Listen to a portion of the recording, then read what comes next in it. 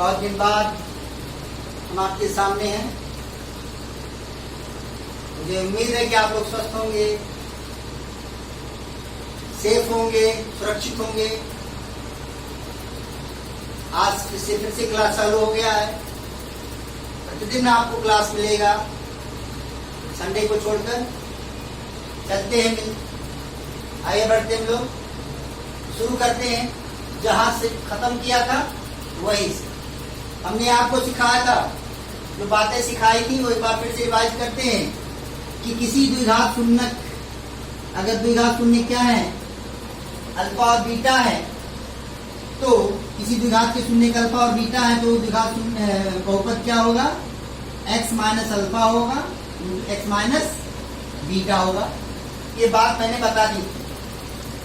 इसके बाद हमने आपको ये भी बताया था कि इसी को गुणा करके हमने इस तरह से बताया था कि x square minus alpha plus beta x और प्लस अल्फा बीटा। हमने ये भी बताया था कि हम यहां से भी द्विघात बहुपद प्राप्त कर सकते हैं। क्लियर हुआ कि नहीं हुआ? और हमने आपको ये भी बताया था कि इसको हम ऐसे भी लिख सकते हैं कि एक्स स्क्वायर माइनस शून्यकों का योगफल इंटू एक्स प्लस शून्यकों का गुणनफल।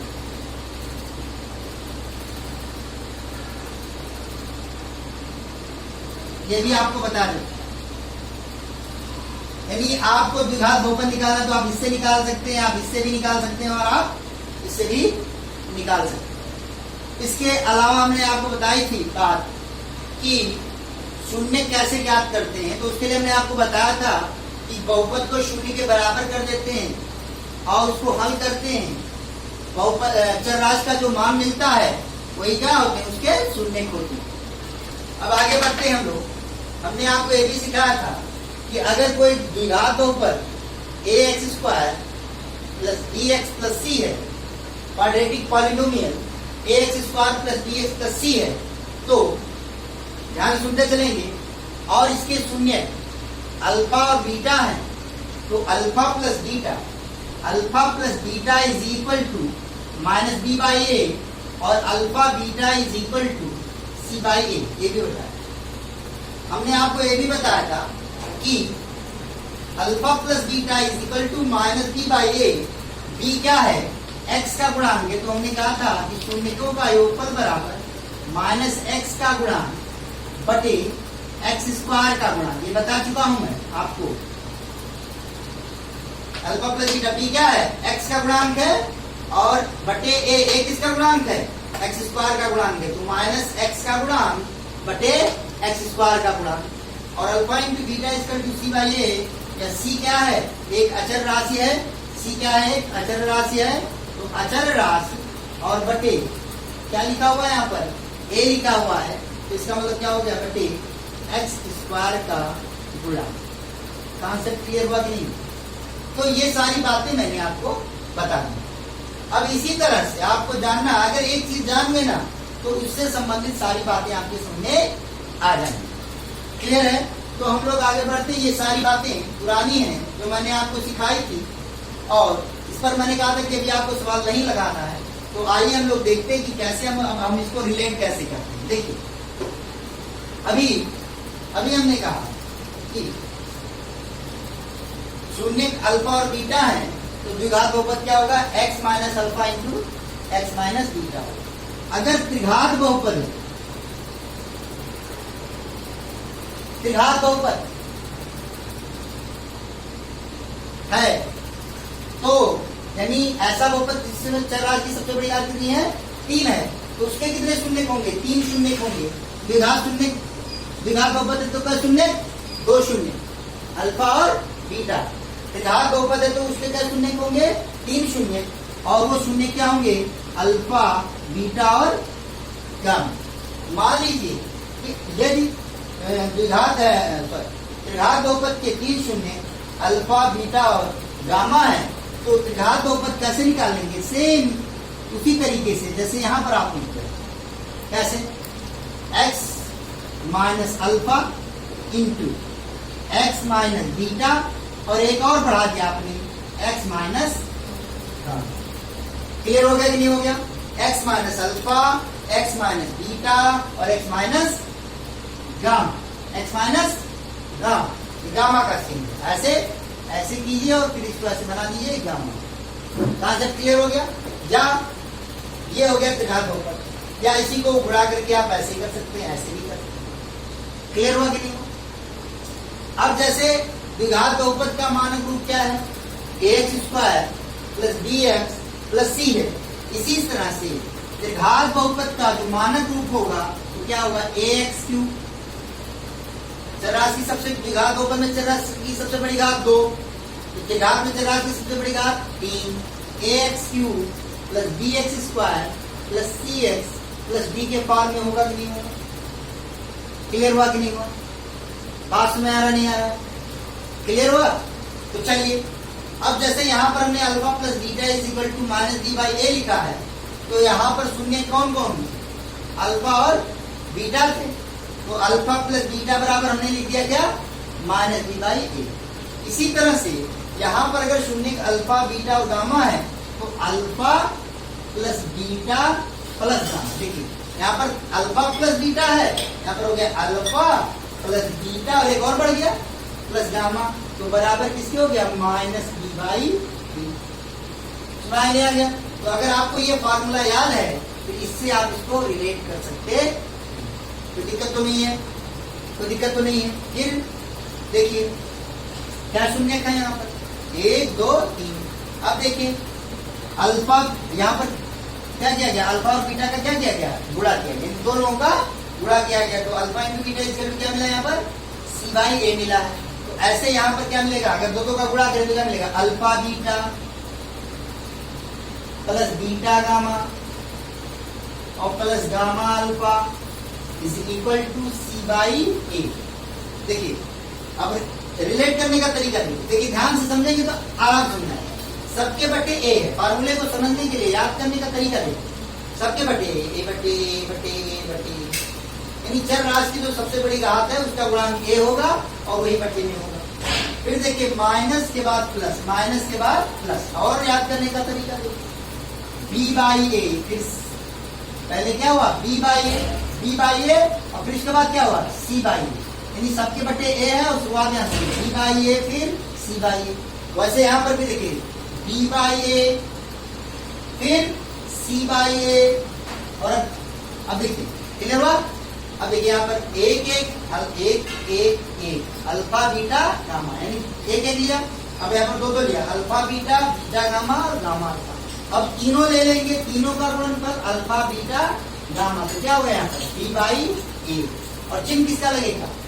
Minus, minus plus minus. देखिए बी बाई ए फिर सी बाई ए फिर डी बाई ए, क्लियर हुआ? और साइन किसका? Minus plus minus. पहले यानी अगर आपको किसी त्रिघात बहुपद के शून्य निकालने हैं या ये शून्यकों का योगफल ज्ञात करना है, यानी alpha plus beta plus gamma ज्ञात करना है, या alpha beta plus beta gamma plus gamma alpha ज्ञात करना है, या अल्फा बीटा गामा याद करना है, निकालना है, तो वो सारी चीजें यहाँ से आपको प्राप्त हो जाएंगी। लेकिन आपको दिमाग में बैठा के रखना है कि आप जब भी लिखेंगे, अगर द्विघात बहुपद की बात होगी तो आप उसको, चाहे द्विघात बहुपद हो चाहे त्रिघात बहुपद हो, वहां पर आपको उनको मानक रूप में लिख करके ही सवाल को लगाना है। जैसे सपोज कीजिए कि मान लीजिए एक सवाल आ गया एक्स स्क्वायर प्लस 5, क्या गया? एक्स स्क्वायर प्लस 5, और आपसे कह दिया इसके मूलों का योगफल ज्ञात कीजिए और मूलों का गुणनफल ज्ञात कीजिए। अब आपने द्विघात बहुपद एक कैसा बहुपद है? द्विघात बहुपद है कि नहीं है? तो आप इसकी तुलना किससे करोगे? इससे करोगे कि नहीं करोगे? करोगे। तो अब आप इससे लिखोगे, इसकी तुलना किससे कर रहे हो आप? A x square plus B x plus c से आप तुलना कर रहे हो। किससे तुलना कर रहे हो? A x square plus B x plus c से इसकी तुलना कर रहे हो। तो अब यहाँ पर आप लिख सकते हो, देख सकते हो कि अगर तुलना करें तो एक्स स्क्वायर का गुणांक यहाँ पर ए है, यहाँ पर स्क्वायर गुणांक कुछ नहीं है, यानी ए इज इक्वल टू किसके हो गया? 1 के हो गया।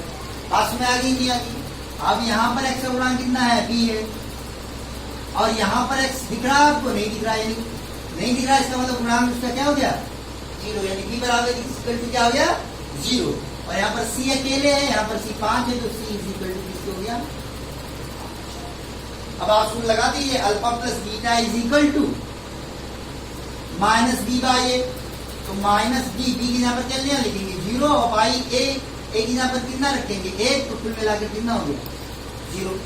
जीरो एम जीरो, माइनस और प्लस का कोई मतलब नहीं होता शून्य के लिए, क्योंकि शून्य एक ऐसा पूर्णांक है जो ना तो धन पूर्णांक है ना ही ऋण पूर्णांक। इसी तरह से आपको अल्फा बीटा निकालना हो तो क्या लिखाएंगे आप, सी बाई ए, सी की यहाँ पर कितना लिखेंगे 5, और ए की यहाँ पर कितना लिखेंगे, तो अल्फा बीटा है।